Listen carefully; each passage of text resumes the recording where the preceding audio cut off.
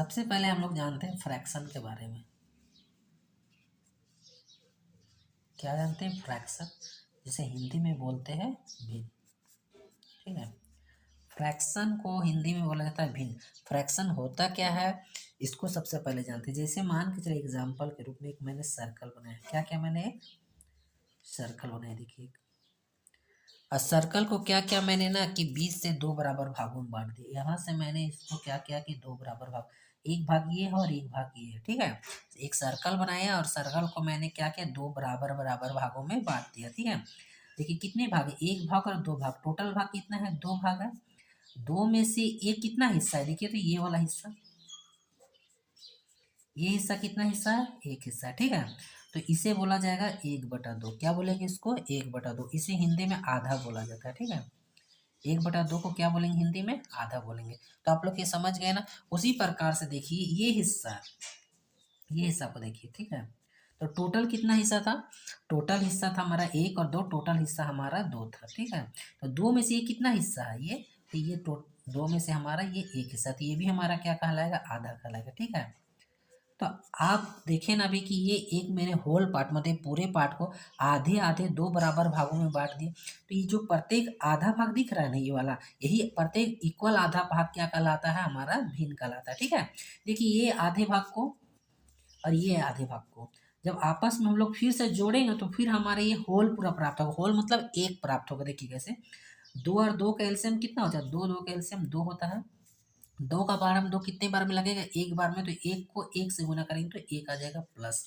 2 का पावर 2 कितनी बार में आएगा, एक बार में, तो एक को फिर एक से गुना करेंगे तो एक आ जाएगा। अब एक को एक से जोड़ दीजिए तो कितना आ जाएगा, 2 ऊपर में और नीचे में कितना आ जाएगा, 2 आ जाएगा। अब देखिए 2 1 का 2 और 2 1 का 2, तो 1/1 आ गया ना, कितना एक। अब एक को एक से भागा देंगे कितने बार में लगेगी, तो देखिए फिर हमारा से एक होल पूरा एक प्राप्त हो चुका है।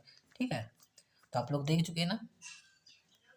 तो इस तरह से देखिए एक होल पार्ट को जब हम जितने भी उसके बराबर बराबर में भागों में बांटेंगे ना, तो जो प्रत्येक बराबर भाग क्या कहलाएगा, हमारा भिन्न या फ्रैक्शन कहलाएगा। ठीक है बच्चों, जैसे मैंने के 2/3 लिखा। ठीक है, तो ऊपर वाले को आपको पता होगा अंश कहा जाता है और नीचे वाले को क्या बोलते हैं हम लोग, हर बोलते हैं।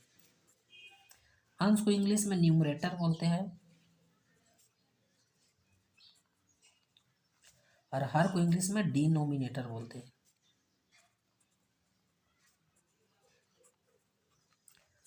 इसको एन से रिप्रेजेंट करते हैं, इसको डी से रिप्रेजेंट करते हैं। तो ये अंश बटे हर के रूप में हो गया। ठीक है, अब देखिए यहाँ पे जैसे मैंने लिखा 2/2/3। ठीक है, तो ये हमारा ना मिक्स फ्रैक्शन का उदाहरण है। किसका फ्रैक्शन का उदाहरण है, मिक्स्ड फ्रैक्शन।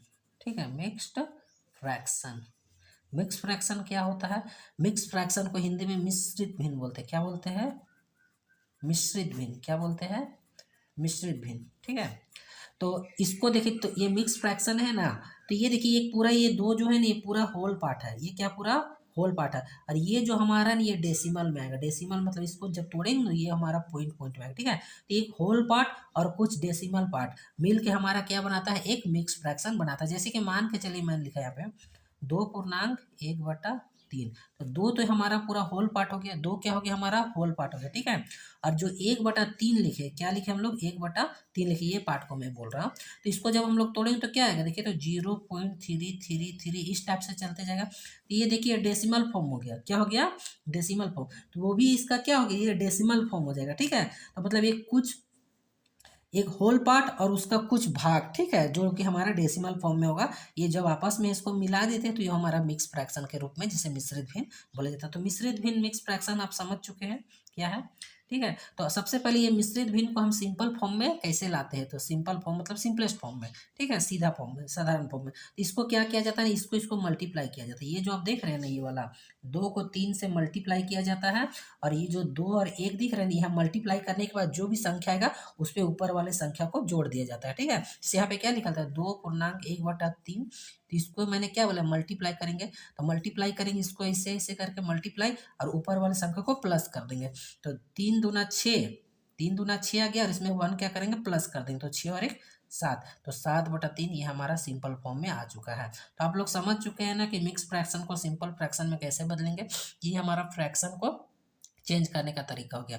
तो आप लोग भिन्न जान चुके हैं, भिन्न में न्यूमरेटर डिनोमिनेटर जान चुके हैं, और उसके बाद ये मिक्स फ्रैक्शन को सिंपल फ्रैक्शन में कैसे बदलेंगे ये चीज़ जान